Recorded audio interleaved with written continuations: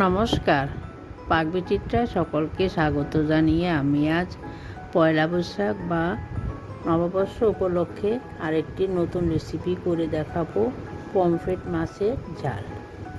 তার জন্য এখানে আমি 6 পিস মাছ নিয়েছি। মাছ আমি বাজার থেকে কেটে এনে ভালো করে ধুয়ে নিয়েছি।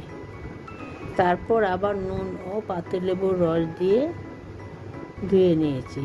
পাতিলেবুর রস দিয়ে মাছ ধুয়ে নিলে সামুদ্রিক মাছের যে একটা আষ্টে গন্ধ সেটা চলে যায়। এখন আমি মাছের নুন হলুদ মাখিয়ে নেব। এখন দিয়ে দিচ্ছি চা চামচের 1 চামচ নুন, চা চামচের 1 চামচ হলুদ গুঁড়ো। এখন মাছে নুন ও হলুদ গুঁড়ো ভালো করে মেখে নেব।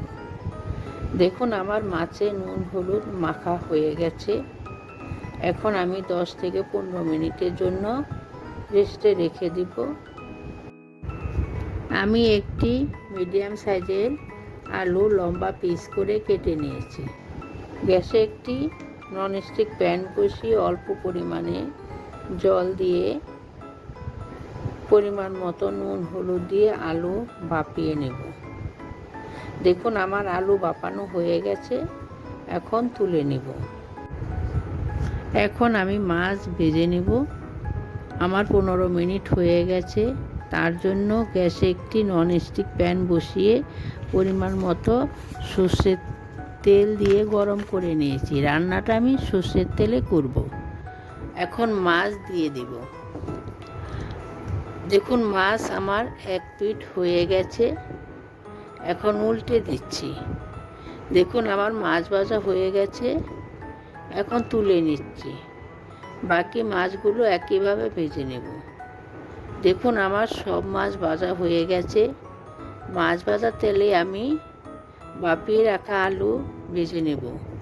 গ্যাস আমি মিডিয়ামে রেখেছি। দেখুন আমার আলু ভাজা হয়ে গেছে, আমি একটু লাল করে ভেজে নিয়েছি।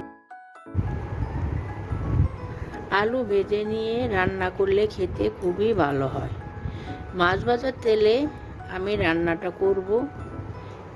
এখন ফোড়নে দিয়ে দিচ্ছি চা চামচের 1/2 চামচ কালো জিরে।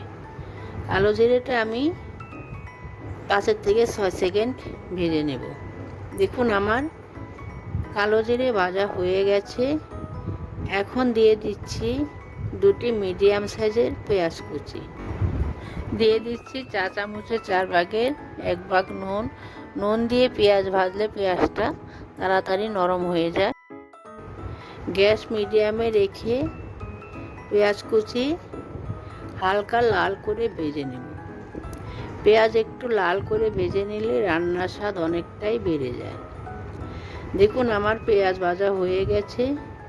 এখন অ্যাড করে দিচ্ছি চা চামচের 1 চামচ আদা পেস্ট, চা চামচের 1 চামচ ভরে রসুন পেস্ট। এখন আমি আদা রসুনের পেস্ট 2 মিনিট পেঁয়াজের সঙ্গে কষিয়ে নেব। দেখুন আমার 2 মিনিট হয়ে গেছে। এখন দিয়ে দিচ্ছি চা চামচের 1 চামচ হলুদ গুঁড়ো, চা চামচের 1/2 চামচ কাশ্মীরি লঙ্কার গুঁড়ো। এটা সম্পূর্ণ অপশনাল, আপনারা চাইলেও দিতেও পারেন নাও পারেন। চা চামচের 1/2 চামচ নুন।